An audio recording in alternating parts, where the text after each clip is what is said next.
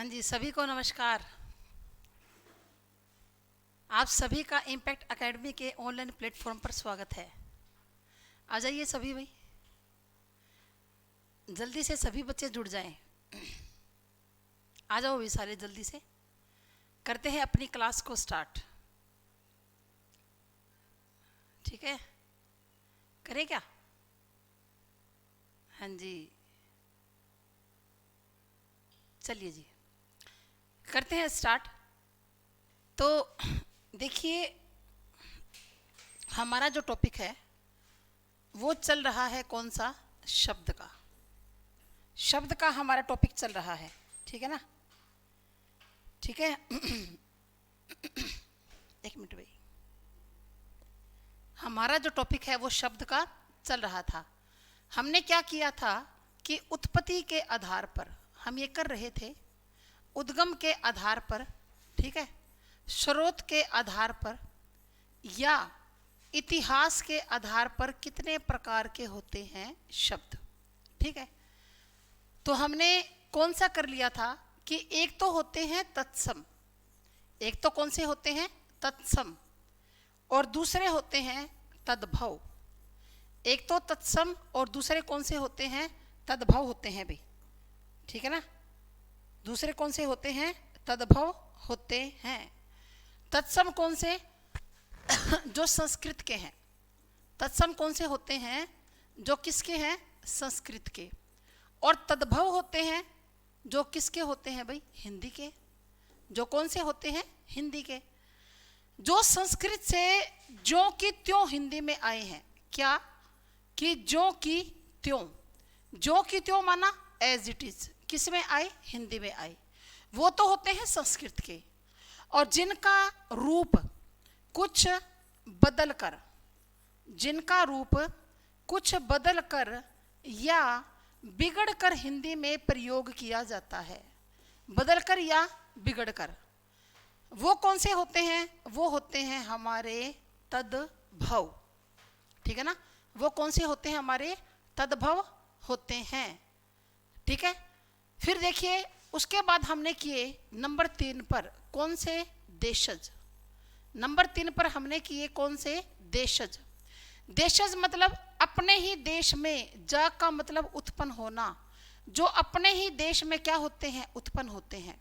हमने कल कर किए थे ये, जैसे थाली, लोटा, बैंगन, गड़बड़, भो भो, खो खो, फटाफट, चकाचक, टनाटन, है ना? और फिर टोका, लात, घुस्सा, मुक्का, है ना? खाट, तसला, ये शब्द क्या होते हैं? ये हमारे लोकल होते हैं भाई।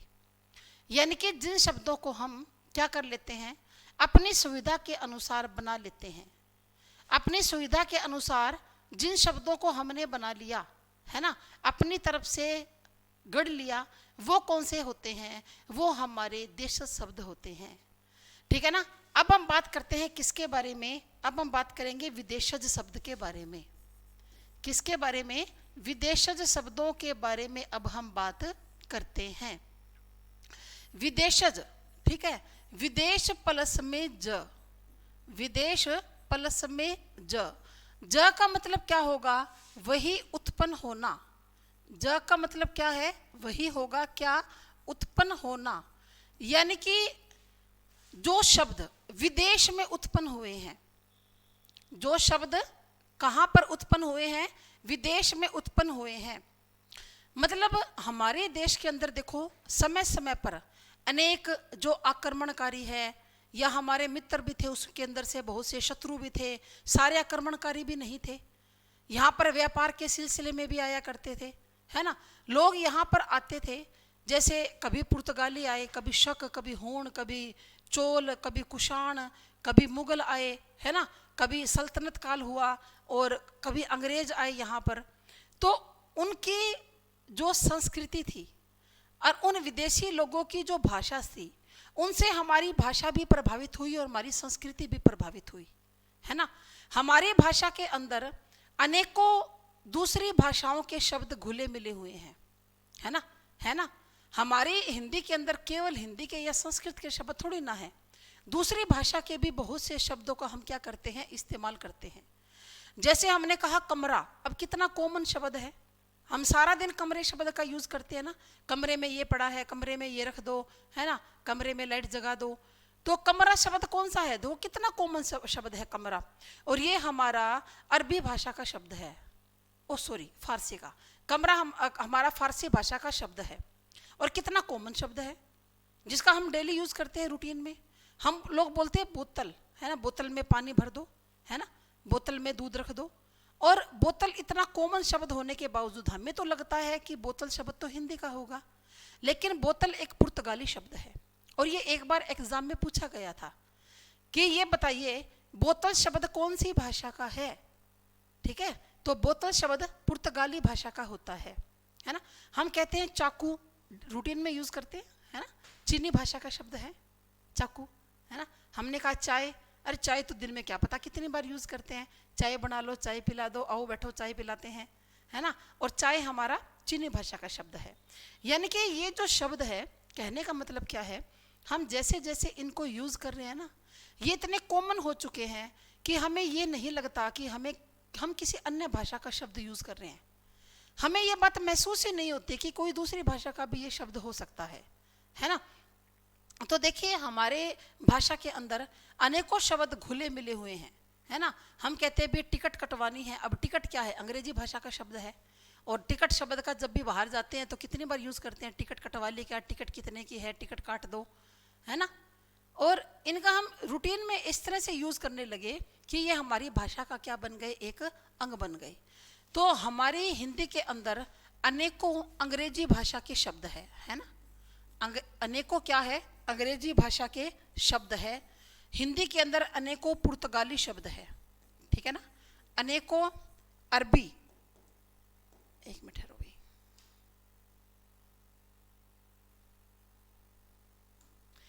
पुर्तगाली शब्द है, अनेकों अरबी शब्द है। फिर इसके अंदर अनेकों फारसी भाषा के भी शब्द है, अनेकों फारसी भाषा के भी शब्द है, अनेकों चीनी शब्द है। और ये शब्द जो है हमारी भाषा के अंदर घुल मिल चुके हैं। अब इन शब्दों को हमने क्या करना है, याद करना है, ठीक है ना। इन शब्दों को क्या करना है, हमें याद।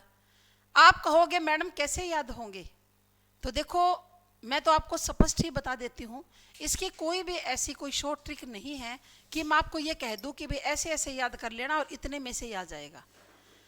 पहली बात तो क्या, एग्जाम के अंदर देशज और विदेशज बहुत कम आते हैं, रेर ही आते हैं देशज और विदेशज के बारे में, ठीक है। दूसरी बात क्या कि अगर आ जाए देशज या विदेशज का एग्जाम के अंदर, तो कहाँ से आता है अधिकतर, ये आ जाता है जो आपके नोट्स दिए होते हैं ना, उसी में से ही आ जाता है भी, जो आपके नोट्स दिए होते हैं, एक मिनट, उसी में से ही आ जाता है।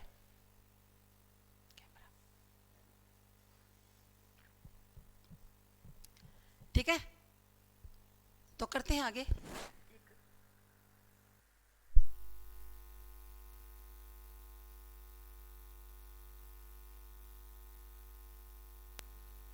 ठीक है ना, ये अनेकों जो शब्द हैं ये हमारी भाषा के अंदर जो है, इनको हम याद करने के लिए क्या करेंगे, याद करने के लिए इनका एक ही तरीका है कि जो भी आपके पास नोट्स है ना, जो भी नोट्स आपके पास अवेलेबल हैं वो नोट्स आप पढ़ लीजिए। अक्सर एग्जाम में वहीं से आ जाता है भाई, क्योंकि जब भी देशज और विदेशज का शब्द आया है ना, तो हमेशा कहाँ से आया है, जो नोट्स चलन में है उन्हीं में से आ जाता है भाई। यानी कि बड़ा जो फेमस शब्द होता है ना, वो पूछा जाता है देशज और विदेशज के अंदर, क्योंकि ये पूछने वाले को भी पता है कि ज्यादा गहराई का बच्चों की समझ से क्या है, परे हो जाएगी बात। एक बार एग्जाम में पूछा गया था कि सुल्तान कौन सी भाषा का शब्द है, ये पूछा था, सुल्तान कौन सी भाषा का शब्द है। अब अगर थोड़ा सा दिमाग पर जोर दें तो इसको कोई रट्टा मारने की जरूरत थोड़ी ना है। सुल्तान कौन बोला करते थे, मुगल बोला करते थे ना, और मुगलों की भाषा कौन सी थी, फारसी, है ना। सुल्तान शब्द का यूज कौन किया करते थे, मुगल, उनकी भाषा फारसी हुआ करती थी। तो हम क्या कहेंगे कि सुल्तान जो है वो फारसी भाषा का क्या है, शब्द है। थोड़ा सा ध्यान देते हैं ना, तो ऐसी बात नहीं है, हमें समझ में आ जाता है एग्जाम के अंदर। अगर हम पढ़ लेंगे ना मेन तो भी बता दोगे, तो देख लेना भाई। और मेरे ख्याल से आप लोगों ने तत्सम तद्भव पढ़ लिए होंगे, बहुत से बच्चों ने, तो है ना, बहुत से बच्चों ने तत्सम और तद्भव पढ़ ही लिए होंगे। और जिसने नहीं पढ़े तो वो आज तो जरूर पढ़ लेना भाई। तत्सम तद्भव, देशज और विदेशज, ये सारे आपने पढ़ने हैं, ठीक है। इसके बाद देखिए आगे हम करते हैं संकर शब्द। आगे हम कौन से करते हैं? संकर शब्द। तो संकर का क्या मतलब है? यहां पर संकर का मतलब होता है मिश्रित, यानी कि मिला जुला। मिश्रित यानी कि मिला जुला, यानी कि जो शब्द मिलजुल कर बने हैं। आप कहोगे मैडम संकर का मतलब ये होता है, आप ये वाला शंकर सोच रहे हो बच्चे, ये वाला शंकर। एक तो ये शंकर होता है और एक हमने कौन सा लिखा, ये वाला शंकर लिखा, ठीक है। अब ये दोनों सुनने में तो समान है, सुनने में इन दोनों में कोई ज्यादा अंतर नहीं है जब हम सुनते हैं शंकर शंकर, लेकिन अर्थ में अंतर है। क्या कि शंकर का मतलब होता है सम प्लस में कर। अगर हम इसका संधि विच्छेद करेंगे तो क्या बनेगा? सम प्लस में कर। सम का मतलब होता है शांति और कर का मतलब करने वाला, कि जो शांति को कर दे, शांति करने वाला जो शांति को करे वो क्या है? वो शंकर है। और ये शंकर, इसका मतलब मिश्रित यानी कि मिला जुला। मिश्रित माना मिला जुला, यानी कि जो मिलने जुलने से बने हैं आपस में, ठीक है ना। ऐसे ऐसे शब्दों को, जैसे है ना संकर शंकर, ऐसे ऐसे शब्दों को हिंदी में क्या कहा जाता है? श्रुति सम भिन्नार्थक शब्द कहा जाता है। श्रुति सम भिन्नार्थक शब्द कहा जाता है ऐसे ऐसे शब्दों को। यानी कि श्रुति का मतलब होता है सुनना, यानी कि जो सुनने में तो सम का मतलब समान हो और भिन्न हो जिनके अर्थ। ऐसे शब्द जो सुनने में तो समान हो लेकिन अर्थ में क्या हो? भिन्नता हो, ठीक है ना, वो होते हैं श्रुति सम भिन्नार्थक शब्द। राम राम। बिल्कुल मैथ भी पढ़ा करो कि तुम, मतलब किसको कह रहे हो? हाँ जी राम राम जी, बिल्कुल। मोहित, ये क्या है? डीके शर्मा, डीके शर्मा पूछ रहे हैं भाई मैथ भी पढ़ा करो के। प्रमोद, ठीक है, चलिए जी। तो ऐसे शब्दों को क्या बोलते हैं? श्रुति सम भिन्नार्थक शब्द बोलते हैं। जैसे एक तो होता है बहु, छोटे ऊ की मैंने मात्रा लगा दी, और एक होता है बहु, बड़े ऊ की मात्रा। अब ये दोनों सुनने में तो सेम ही है, बहु बहु, लेकिन अर्थ में अंतर है। बहु का मतलब क्या? ज्यादा। और ये जो बड़े ऊ की मात्रा लगती है ना, इसका मतलब है कि स्त्रियों के लिए प्रयोग किए जाने वाला एक शब्द। स्त्री के लिए किस शब्द का प्रयोग करते हैं? बहु शब्द का करते हैं ना भी। जैसे ये तो हमारी बहू है भाई, तो अब अर्थ में तो अंतर है, सुनने में तो सेम है, बहु और बहु, है ना। जैसे हम बोलते हैं ना दारू, एक तो बड़े ऊ की मात्रा लगा दूं और एक दारू छोटे ऊ की। अब दोनों में मात्रा का हेर फेर है, यानी कि जो रे के बीचों बीच मात्रा लगती है, एक में तो क्या बड़े ऊ की और एक क्या छोटे ऊ की, ठीक है ना। तो देखिए इस दारू बड़े ऊ की जब मात्रा लग गई तो इसका मतलब क्या होता है? शराब। इसका मतलब है शराब। और जब छोटे ऊ की मात्रा लग गई इसका मतलब क्या होता है? इसका मतलब है लकड़ी। यानी कि जो लकड़ी होती है ना, लकड़ी, उसको बच्चों दारू बोलते हैं।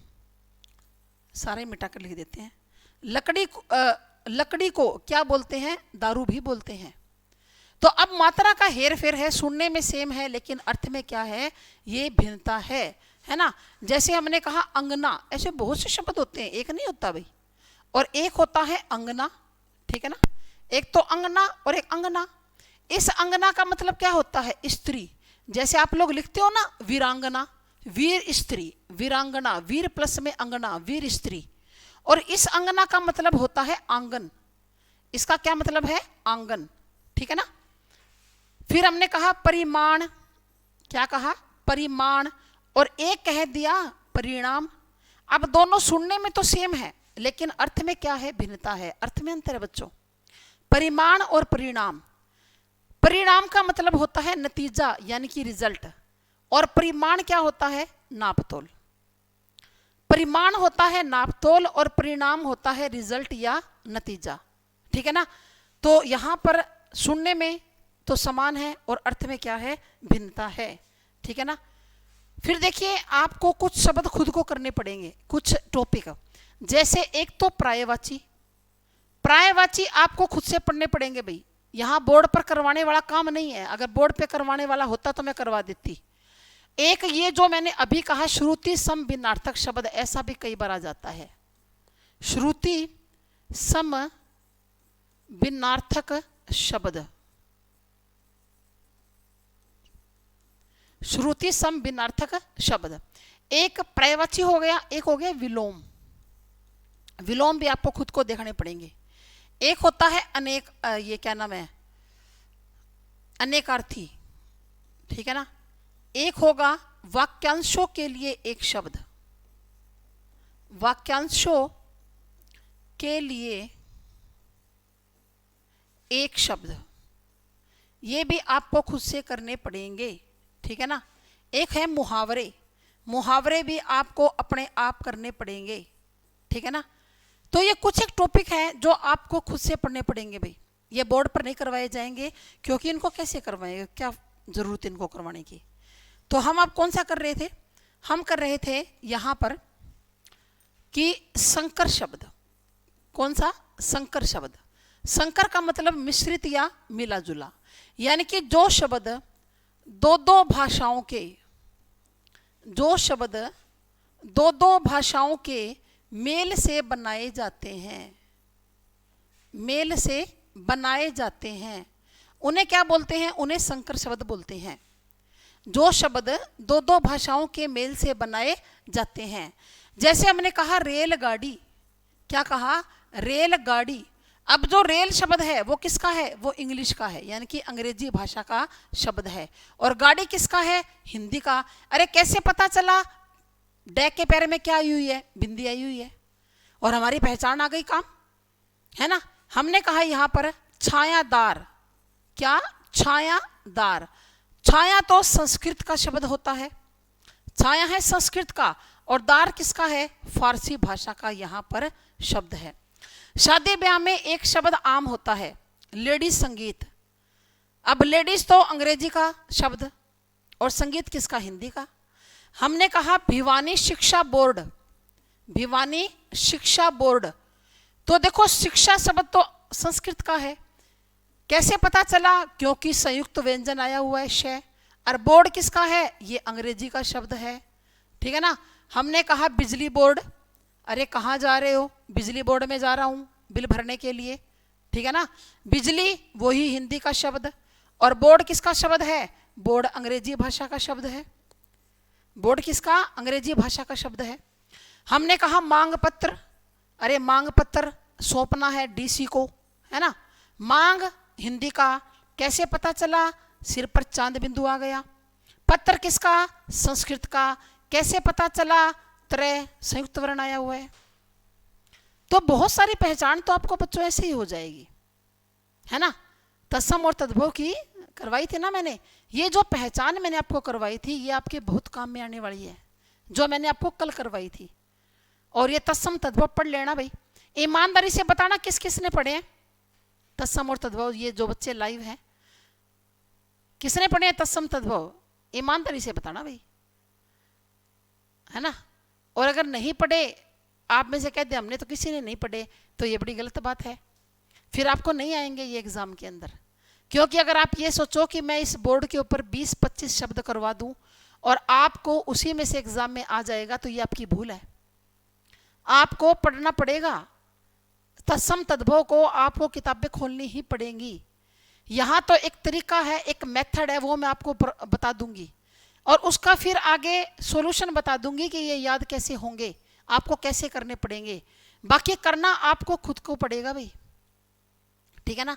देखो अब किसी का भी कमेंट नहीं आया अभी तक, कोई भी अकेला बच्चा भी ऐसा नहीं है जो यूं कह दे मैडम मैंने तो पढ़ लिए थे कल, है ना? तो चलिए आगे हम करते हैं अगला हमारा टॉपिक कि रचना के आधार पर या बनावट के आधार पर, रचना या बनावट के आधार पर कितने प्रकार के होते हैं क्या शब्द।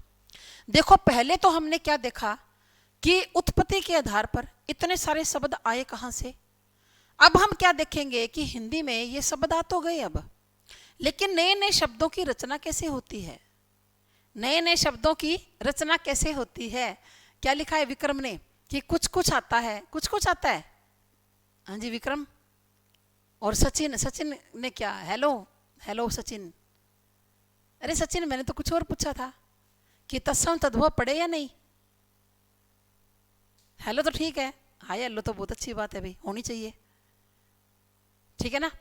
पर मैंने तो ये अच्छा या यूं कर रखा है कि हाँ मैडम मैंने पढ़े थे, ये इसका ये भी तो मतलब हो सकता है कि आपने हैंड रेज करके कहा कि हाँ यस मैडम मैंने पढ़े थे, हो सकता है ना ये बात भी।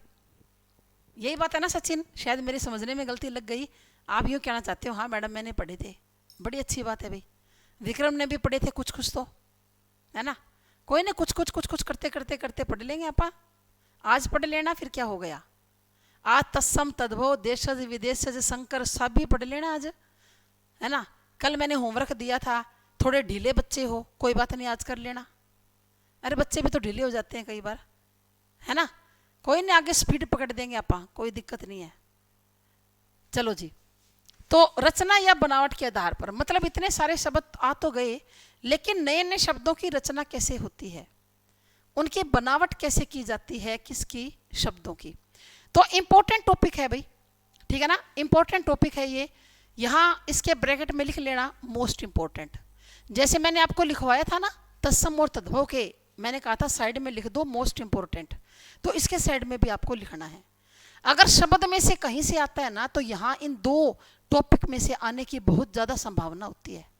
जी पढ़े थे मैडम, कौन कहता है, डीके, डीके शर्मा, ठीक है ना, बहुत अच्छी बात है भी, वेरी गुड। तो देखिए रचना या बनावट के आधार पर 3 प्रकार के होते हैं। सबसे पहला कौन सा, रूढ़, नंबर 2 पर यौगिक, और नंबर 3 पर होते हैं योग रूढ़। नंबर 3 पर होते हैं योग रूढ़। ये 3 प्रकार के होते हैं, रूढ़, यौगिक और योग रूढ़। एग्जाम में बहुत बार आते हैं। प्रश्न कैसे आएगा, हमेशा पहचान का प्रश्न आएगा भाई, कि इनमें से रूढ़ छांटिए, यौगिक छांटिए या योग रूढ़ छांटिए। या क्या कर देगा, एक शब्द दे देगा और कह देगा ये व्याकरण की दृष्टि से क्या है, रूढ़ है, यौगिक है या योग रूढ़ है। आपको पहचान होनी चाहिए कि कौन से रूढ़ होते हैं, कौन से यौगिक और कौन से योग रूढ़ होते हैं। बिल्कुल आसान है। तो देखो सबसे पहले हम बात करते हैं रूढ़ की। रूढ़ का मतलब क्या होता है, रूढ़ का मतलब क्या होता है। तो देखिए रूढ़ का मतलब होता है विशेष अर्थ। क्या मतलब होता है भाई, विशेष अर्थ, यानी कि जिन शब्दों का कोई विशेष एक ही अर्थ हो, है ना, जिन शब्दों का विशेष एक ही अर्थ हो वो रूढ़ होते हैं। फिर रूढ़ शब्दों को क्या कहा जाता है, मूल शब्द भी कहा जाता है। ये बात याद रख लेना भाई, क्योंकि आपको एग्जाम में यूं भी पूछ सकता है कि इनमें से रूढ़ शब्द बताएं, और यूं भी पूछ सकता है कि इनमें से मूल शब्द छांटिए। इन दोनों में से कैसे भी पूछ लेगा। मूल शब्द, मूल शब्द को आप लोग इंग्लिश में क्या बोलते हो, रूट वर्ड बोलते हो ना, करते हो ना, रूट वर्ड। तो इंग्लिश में आप इसको रूट वर्ड बोलते हो मूल शब्द को। तो ये मूल शब्द कहे जाते हैं।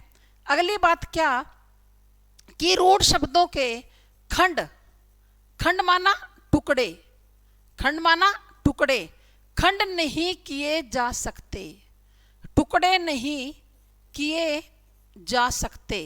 जो रूढ़ होते हैं ना बच्चों, उनके खंड या टुकड़े नहीं किए जा सकते, उनका टुकड़ा नहीं बन सकता भाई, ना तो उनके टुकड़े हो सकते, अलग अलग नहीं किए जा सकते। अगर तुम टुकड़े कर भी दोगे ना उसके, तो टुकड़ों का अर्थ नहीं निकलेगा भाई, टुकड़ों का कोई भी अर्थ नहीं निकलेगा। कैसे, एग्जाम्पल से समझ में आएगा। जैसे हमारे पास यहां पर शब्द है पशु, और ये एग्जाम में पूछा जा चुका है पशु। ये एक बार HSSC ने पूछा था।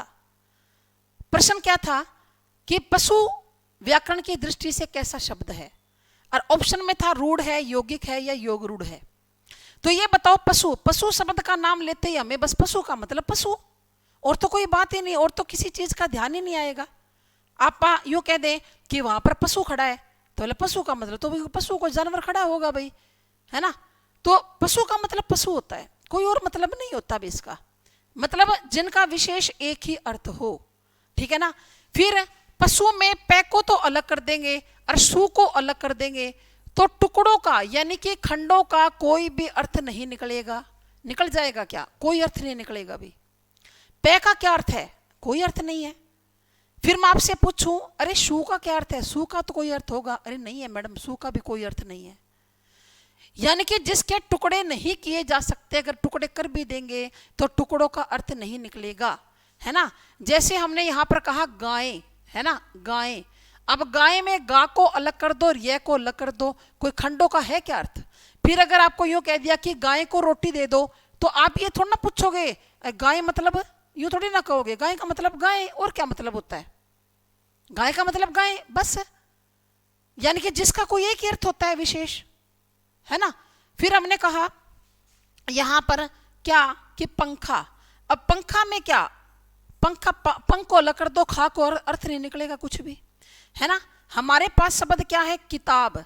किताब में कित्ता को तो अलग कर दो, कित्ता, और बै को अलग कर दो, कोई अर्थ नहीं है। फिर की को अलग कर दो और ताब को अलग कर दो, फिर भी कोई अर्थ नहीं है भाई, है ना। की को अलग कर दो और ताब को अलग कर दो, फिर भी कोई भी अर्थ नहीं निकलेगा। यानी कि जहां पर खंडों का टुकड़ों का अर्थ नहीं निकलता, है ना, ऐसे बहुत से शब्द होते हैं। जैसे हमने कहा चीता है ना, पेन शब्द है, रोटी है, रोटी में रो को अलग कर दो, टी को अलग कर दो, क्या अर्थ है? कोई भी अर्थ नहीं है। पानी में पा को अलग कर दो, नी को अर्थ, कोई अर्थ नहीं है इसका, है ना। अब जैसे हमारे पास शब्द क्या है? हार। हार शब्द है, हार में हा को अलग कर दो और रे को अलग कर दो, टुकड़ों का अर्थ थोड़ी ना निकलेगा, कोई भी अर्थ नहीं निकलेगा। अब हार शब्द क्या है? प्रयोग पर डिपेंड करता है। अब आप कहोगे मैडम हार का क्या मतलब है? भाई हार तो प्रयोग पर डिपेंड करेगा। मैं यूं कह दूं कि खेल में वो हार गया, इसका मतलब वो पराजय हो गया, है ना, पराजित हो गया। अगर मैंने कहा कि उसने नया हार खरीदा है, इसका मतलब गले में पहनने का कोई आभूषण खरीदा है ना। तो ये तो प्रयोग पर डिपेंड करेगा ना कि आप हार का प्रयोग कैसे कर रहे हो। हार शब्द का खंड या टुकड़े नहीं किए जा सकते, क्यों? क्योंकि ये क्या है? एक मूल शब्द है। हमने कहा पौधा, पौधा में पो को अलग कर दो और धा को अलग, कोई अर्थ नहीं है भाई, है ना। पेड़, पे को अलग कर दो, डे को अलग कर दो, कोई अर्थ नहीं है, क्योंकि ये मूल शब्द होते हैं। अगर आप इंग्लिश में बोले तो ये रूट वर्ड होते हैं। मूल शब्दों को अलग अलग नहीं किया जा सकता, अलग अलग कर भी देंगे तो खंडों का अर्थ नहीं निकलेगा। क्लियर है? चलो जी आगे करते हैं। आगे हम करते हैं यौगिक शब्द, ठीक है ना। आगे हम करते हैं क्या? यौगिक शब्द। यौगिक शब्द कौन से होते हैं? ये बना कैसे है? योग के बाद एक क्या लगाया गया? प्रत्यय लगाया गया, ठीक है ना। ये शायद कलर कम दिखाई दे रहा है ना, दूसरा कलर ले क्या? ये तो कम दिखाई दे रहा है, दूसरा ले लेते हैं। योग प्लस में इक। योग का मतलब क्या होता है? इकट्ठा, ठीक है ना। यानी कि जो इकट्ठा होने से बने हैं। यौगिक कौन से होते हैं? जो इकट्ठा होने से आपस में बनते हैं। तो हिंदी में जो यौगिक शब्द है ना, वो 4 प्रकार से बनेंगे। भी यहां थोड़ा सा पार्टीशन कर लेते हैं। या तो नए शब्द बनेंगे किससे? संधि से, है ना। या नए शब्द बनेंगे किससे भाई? समास से बनेंगे जी। और किससे? या फिर उपसर्ग से बनेंगे नए शब्द, या किससे बनेंगे? प्रत्यय से बनेंगे। संधि से नए नए शब्द बनते हैं, समास से बनते हैं, उपसर्ग से बनते हैं, या प्रत्यय से भी बनते हैं क्या? नए नए शब्द। तो देखो संधि से कैसे? जैसे हमने कहा हिम प्लस में अल्य, हिम प्लस में अल्य, और हमारे पास नया शब्द क्या बन गया? हिमालय बन गया, है ना। फिर हमने कहा यहां पर रमा प्लस में ईश, रमा प्लस में ईश, और नया शब्द क्या बन गया भाई? रमेश बन गया, है ना। पीत प्लस में अंबर, पीत प्लस में अंबर, और नया शब्द क्या बना बच्चों? पीतांबर। क्या बना भाई? पीतांबर। ऐसे ही हमने कहा कि एक प्लस में एक, और एक नया शब्द क्या बन गया? एकैक। यानी कि संधि से तो नए नए शब्द बनते हैं, है ना। संधि से क्या बनते हैं, नए नए शब्दों का क्या होता है, निर्माण होता है। उसके बाद अगर हम बात करें समास, समास से भी नए नए शब्द बनते हैं। वो कैसे, जैसे हमने कहा रसोई के लिए घर, रसोई के लिए घर, तो एक नया शब्द क्या बन गया, रसोई घर बन गया, बन गया ना, नया शब्द क्या बन गया, रसोई घर बन गया, ठीक है ना। फिर हमने कहा यहां पर दान में वीर, दान में क्या है, कोई व्यक्ति है, दान में वीर है, अरे अपा कहते हैं वो तो दानवीर है, क्या है वो, दानवीर है। फिर हमने कहा वक्र है, वक्र यानी कि टेढ़ा है जिसका तुंड, तुंड का मतलब क्या होता है, मुख, तुंड का मतलब क्या होता है भाई, मुख, जिसका मुख टेढ़ा है। आप कहोगे मैडम ये तो वक्र तुंड बन गया, वक्र तुंड किसको बोलते हैं, भगवान गणेश जी को, कल थे ना, परसों थी गणेश चतुर्थी, है ना, वक्र तुंड। फिर अब बात आती है कि नए नए शब्द और किससे बनते हैं, उपसर्ग से भी नए नए शब्द बनते हैं। जैसे हमारे पास हार क्या है, एक मूल शब्द, हार क्या है भाई, हमारे पास एक मूल शब्द है, थोड़ा सा स्पेस ले लें, ठीक है ना। इसी हार के आगे यदि मैं वी जोड़ दूं, और वी क्या है, एक उपसर्ग, तो क्या बन जाएगा, विहार। इसी हार के आगे यदि सम जोड़ दूं तो सहार बन जाएगा। इसी हार के आगे यदि हमने उप जोड़ दिया तो उपहार बन गया। इसी हार के आगे यदि हमने प्र जोड़ दिया तो क्या बन गया, प्रहार। इसी के आगे आ जोड़ दिया तो क्या बन गया, आहार। अब देखो एक मूल शब्द था अपने पास हार, इसके आगे हमने वी उपसर्ग जोड़ा, सम जोड़ा, उप जोड़ा, प्र जोड़ा और आ जोड़ दिया, और नए नए शब्द बन गए। और देखो अर्थ भी बिल्कुल अलग अलग बने हैं, अर्थ भी कोई सेम नहीं है, अलग अलग अर्थ बनते हैं। कैसे, विहार का मतलब क्या होता है, घूमना, विहार का मतलब क्या होता है, घूमना। संहार मारना, मार देना। उपहार गिफ्ट, आप कहते हो ना उपहार खरीदा है, गिफ्ट खरीदा है। प्रहार का मतलब क्या होता है, चोट मारना, है ना। संहार का तो मतलब होता है मार ही देना, जान से मार देना, और प्रहार का मतलब चोट मारना। और आहार का मतलब क्या होता है, भोजन, आहार का क्या मतलब होता है, भोजन, है ना। तो देखो कितने नए नए शब्द बन गए। अपने पास शब्द क्या है, एक मूल ज्ञान, और ज्ञान के आगे अगर मैं वी जोड़ दूं तो क्या बन जाएगा, नया शब्द विज्ञान बन गया, है ना। यानी कि विशेष प्रकार का कोई ज्ञान हो तो उसको विज्ञान बोलते हैं। योग का मतलब जुड़ना, वियोग का मतलब बिछड़ना, वी क्या है, फिर उपसर्ग जोड़ दिया। और प्रत्यय से भी नए नए शब्द बनते हैं। जैसे पढ़, और पढ़ के बाद हमने लगा दिया आई तो नया शब्द क्या बन गया, पढ़ाई बन गया। लिख के बाद अगर हमने प्रत्यय लगा दिया क्या, आवट, तो नया शब्द क्या बन गया भाई, लिखावट, है ना। फिर चाचा, और चाचा के बाद हमने लगा दिया एरा तो नया शब्द क्या बना, चचेरा, है ना। हाथ, और हाथ के बाद अगर हमने लगा दिया ओड़ा तो नया शब्द क्या बना, आप कहोगे मैडम हथौड़ा बन गया, और क्या बन गया, हथौड़ा।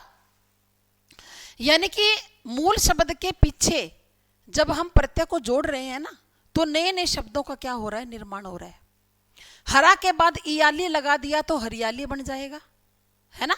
हरा के बाद अगर इयाली लगा दिया तो हरियाली। घूम के बाद अक्कड़ लगा दिया तो घुमक्कड़, और पी के बाद अक्कड़ लगा दिया तो पियक्कड़। घूम के बाद आई लगा दिया तो घुमाई, घूम के बाद आव लगा देंगे तो घुमाओ। आ रहा है ना सबको समझ में, आ रहा है ना सबको समझ में अच्छी तरह से। तो नए नए शब्द इस प्रकार से बनते हैं। अब हम आगे बात कर लेते हैं किसके बारे में, अब आगे हम बात करेंगे योग रूढ़ के बारे में। किसके बारे में बात करेंगे, योग रूढ़ के बारे में, ठीक है ना। तो देखो योग रूढ़ में योग शब्द तो कहां से लिया, ये देखो यहां से, और रूढ़ शब्द कहां से लिया, ये यहां से ले लिया, यही बात है। ध्यान से देखो। अच्छा यस मैम समझ में आ रहा है, विक्रम अच्छी बात है। थोड़ा सा कमेंट करते रहोगे ना तो मेरे को भी मजा आएगा पढ़ाने का, ठीक है ना। थोड़ी सी बीच में कई देर समझा दिया, फिर थोड़ी सी बीच में एक आधा कमेंट हो गया, ऐसे ना अच्छा लगता है पढ़ाते हुए। और अगर कमेंट रुक जाए ना कई देर तक, फिर मुझे ऐसे लगता है कि पता नहीं बच्चे सुन रहे हैं नहीं सुन रहे, देख रहे हैं नहीं देख रहे, है ना। क्योंकि टीचर को क्या चाहिए कि बच्चे सामने हो भाई। अब ऑनलाइन है तो आप सामने प्रेजेंट फिजिकली तो नहीं हो सकते, लेकिन आप कमेंट के माध्यम से अपनी उपस्थिति को क्या करवाते हो, दर्ज कराते हो। कमेंट कर दिया ना तो मतलब मैडम हम सुन रहे हैं आपकी, हमें समझ में आ रहा है ना। अगर आप मेरे सामने हो बैठे और मैं कह दूं हाँ ऐसे होता है ना, तो आप यूँ कह दोगे हाँ ऐसे करते हो ना, तो टीचर को समझ में आ जाता है हाँ भाई बच्चों को समझ में आ रहा है। अब ऑनलाइन में तो क्या करना पड़ेगा, बच्चे कमेंट ही करना पड़ेगा भाई, है ना। ये क्या है, अनु अनु थोड़े ना ये नाम ज़्यादा छोटे आते हैं, मैं थोड़ी सी दूर हूँ मेरे से, ये एलईडी कई बार कई नाम पढ़ने में दिक्कत आती है। सचिन है जैसे इसका नाम पढ़ा गया, ये क्या है परमीत है या क्या है पता नहीं, चौहान है। तो ये जो आपके नाम आते हैं नहीं बिल्कुल बारीक बारीक अक्षर में नीचे, इस कमेंट को थोड़ा सा इसको फॉन्ट को बड़ा करवाएंगे कल, ठीक है ना। ठीक हो जी, हाँ जी ठीक है कमा जी, आप पता है ना। तो देखिए योग रूढ़ में योग तो लिया यहाँ से और रूढ़ कहाँ से ले लिया, यहाँ से ले लिया, है ना। तो अब योग रूढ़ की परिभाषा क्या बनेगी, तो हम लोग क्या करते हैं इन दोनों की परिभाषाओं को मिला देते हैं भाई, है ना।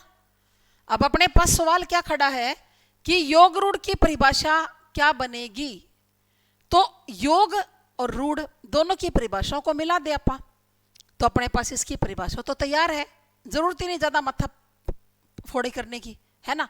तो देखो योग रूढ़ किसे कहा जाता है कि जो शब्द, इसकी लिखिए परिभाषा, कि जो शब्द बनते तो योग होने से है, जो शब्द बनते तो योग होने से है, लेकिन किसी विशेष अर्थ को प्रकट करते हैं, विशेष अर्थ को क्या करते हैं, प्रकट करते हैं या बताते हैं, एक ही बात है। ये कह रहा है कि जो शब्द बनते तो योग होने से है, कोई डाउट नहीं है योग होने से बनेगा शब्द, लेकिन कोई विशेष अर्थ क्या करेगा, प्रकट करेगा। विशेष अर्थ को क्या करते हैं, प्रकट करते हैं, वो योग रूढ़ होते हैं। ये आपको समझ में आएगा कैसे, हम थोड़ा सा इसको क्वेश्चन रूप में समझेंगे। जैसे एग्जाम में आपसे पूछ लिया कि पीतांबर बताएं कौन सा शब्द है, आपको ऑप्शन दे देगा पीतांबर रूढ़ शब्द है, ठीक है ना, दूसरा दे देगा पीतांबर यौगिक शब्द है, या तीसरा क्या दे देगा, ये योग रूढ़ शब्द है। तीसरा क्या दे देगा, ये योग रूढ़ शब्द है। चौथा दे देगा इनमें से कोई नहीं, इस तरह का ऑप्शन बना देगा। तो आप बताइए पीतांबर कौन सा शब्द है। तो जैसे मैंने आपको करवाया है ना पीछे, ये देखो यहां पर पीतांबर लिखा मैंने, तो आप कहोगे मैडम जी ये तो यौगिक है, आपने तो हमें बताया है कि ये क्या है, ये यौगिक शब्द है। लेकिन पीतांबर का एक विशेष अर्थ होता है, वो क्या, भगवान श्री कृष्ण। पीतांबर का विशेष अर्थ क्या है, भगवान श्री कृष्ण। पीतांबर यानी कि पीले रंग के कपड़े कौन पहनते थे, भगवान कृष्ण ही पहना करते थे। हम लोग बोलते हैं ना मोर मुकुट पीतांबरधारी, तो मेरी तरफ से जो मैंने करवाया सही, आप योगी की कहोगे, लेकिन बच्चों ये योग रूढ़ शब्द है, क्योंकि हमने अभी अभी योग रूढ़ की क्या परिभाषा की कि जो बनेंगे तो योग होने से, कोई डाउट नहीं है योग होने से बनेंगे, चाहे संधि से बने, चाहे समास से बने, है ना, चाहे उपसर्ग से बने, चाहे प्रत्यय से बने। लेकिन अगर कोई विशेष अर्थ बताता है ना, वो कोई विशेष अर्थ, तो फिर वो योग रूढ़ माना जाएगा। क्या माना जाएगा, योग रूढ़ माना जाएगा। आप बच्चों ने बहुब्रीहि समास सबने पढ़ा हुआ है ना 10th क्लास तक, और वैसे मैं भी करवाऊंगी। तो बहुब्रीहि समास में क्या होता है, बाहरी अर्थ प्रधान होता है भाई, कोई बाहरी अर्थ क्या होता है, प्रधान। तो जितने भी बहुब्रीहि के क्या है एग्जाम्पल हैं, वो सारे के सारे योग रूढ़ के हैं। क्या है, पीला है जिसका अंबर, बिल्कुल सही। तो अब ये योग रूढ़ माना जाएगा भाई, ऑप्शन में योग रूढ़ है तो आप योग रूढ़ को ही करोगे। अगर बाई चांस अगला योग रूढ़ ना भी दे, कोई हो सकता है अगला यहाँ पर तो क्रिया दे रहा है, क्या दे रहा है, क्रिया दे रहा है, बोले ये क्रिया है कि आप क्या कहेंगे, नहीं, हम क्या कहेंगे कि नहीं। फिर अब क्या करेंगे हम, अब हम योगी को कहेंगे। अब क्या कहेंगे, अब योग्य को कहेंगे अगर ऑप्शन में योग रूढ़ नहीं है तो। अब अपने पास और तो कोई ऑप्शन ही नहीं है ना, योग्य को तो बताना पड़ेगा। अब कौन से है ये, अब ये यौगिक है, अगर ऑप्शन में योग रूढ़ नहीं है तो करोगे बच्चे ये काम, ठीक है। और बताओ, थोड़ा सा और हो जाए एक आधा। अब यहां पे लिख दो क्या, योग रूढ़ दोबारा से, ठीक है ना, योग रूढ़, ठीक है। जैसे आपसे पूछ लिया यहां पर क्या कि चक्रधर, चक्रधर बताओ कौन सा शब्द है, जल्दी से कमेंट कर दो।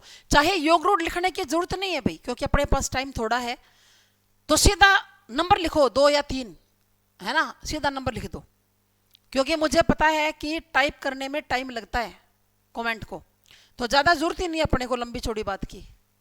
बताओ जी, फटाफट बताओ, चक्रधर तीनों में से क्या है, जल्दी से फास्टली।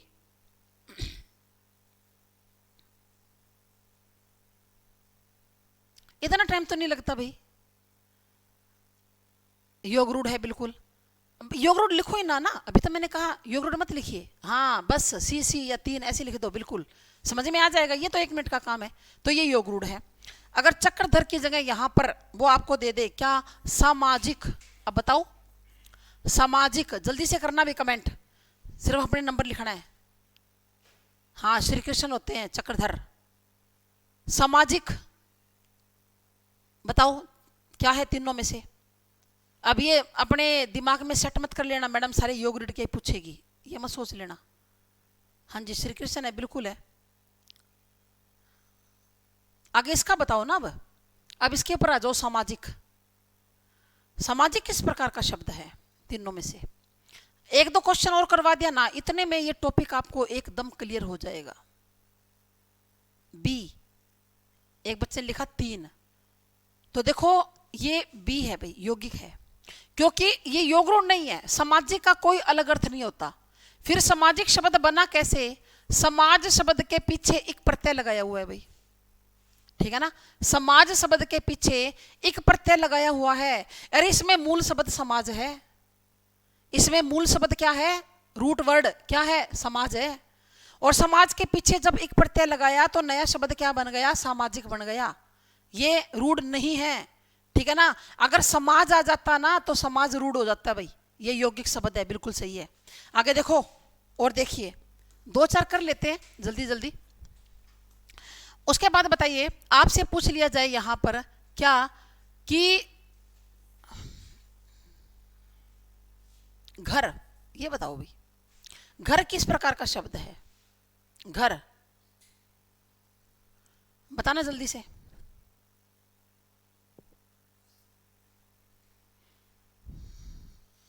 बताओ बताओ फटाफट, अपना टाइम हो चुका है भाई, थोड़ी सी 1-2 मिनट और क्लास लेंगे। जल्दी बताओ घर किस प्रकार का शब्द है, क्योंकि ये टॉपिक हमेशा क्वेश्चन की फॉर्म में ही समझ में आता है। टाइप करने में टाइम बड़े लगाते हो आप। हाँ 1 बिल्कुल सही है, सचिन सही है भाई, ए ठीक है ना, चौहान, चौहान है क्या, चौहान जी का भी ठीक है, मोहित सही है बच्चे।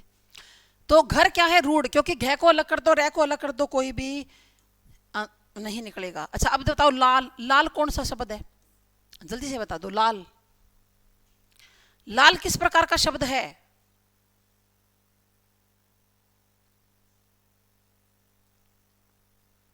बताइए लाल। अरे सी पर कैसे आ गए मोहित, सी कैसे बच्चे, ये लाल का कोई और थोड़ा ना होता है, लाल का लाल और कौन सा अर्थ है। फिर लाल के टुकड़े कर लो ना, क्या टुकड़ा बन जाएगा लाल का, ला को अलग कर दो और ले को अलग कर दो, कोई टुकड़ा थोड़ी ना बनेगा। तो लाल कौन सा शब्द है, कौन सा है, 1 रूढ़ है ये। अच्छा अगर लालिमा लिख दिया फिर, अब बताओ लालिमा ये किस प्रकार का शब्द है। अब लाल को छोड़ो, लालिमा पर आ जाओ। लाल का तो अपने को हो गया कंफर्म कि ये तो रूढ़ है भाई। अब लालिमा के बारे में बात कर कीजिए कि लालिमा किस प्रकार का शब्द है। अब जो भी कमेंट करेगा ना लालिमा के बारे में करेगा, लाल को छोड़ो। लालिमा कैसा शब्द है, अरे अब भी कोई सोचने की जरूरत है क्या, अब तो सेकंडों का काम है।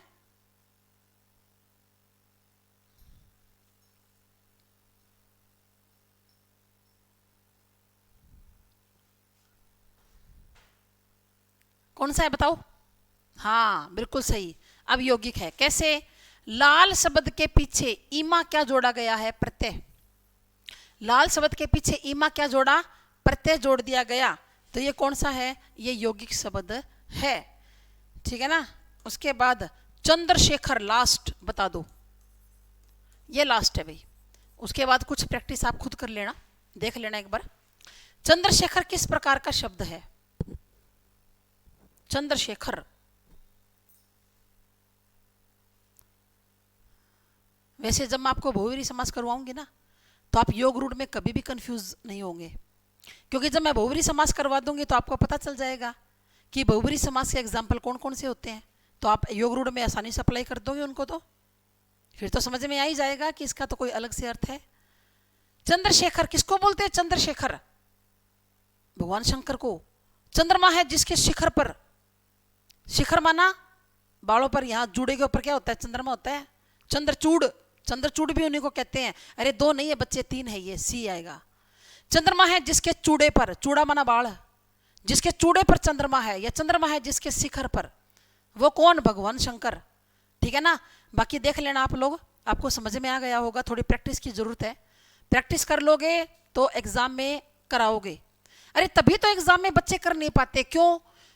टीचर से समझ लेंगे, सारा सौदा सारा समझ में है, लेकिन जब प्रैक्टिस नहीं करोगे तो बगैर प्रैक्टिस कुछ नहीं बनना भाई।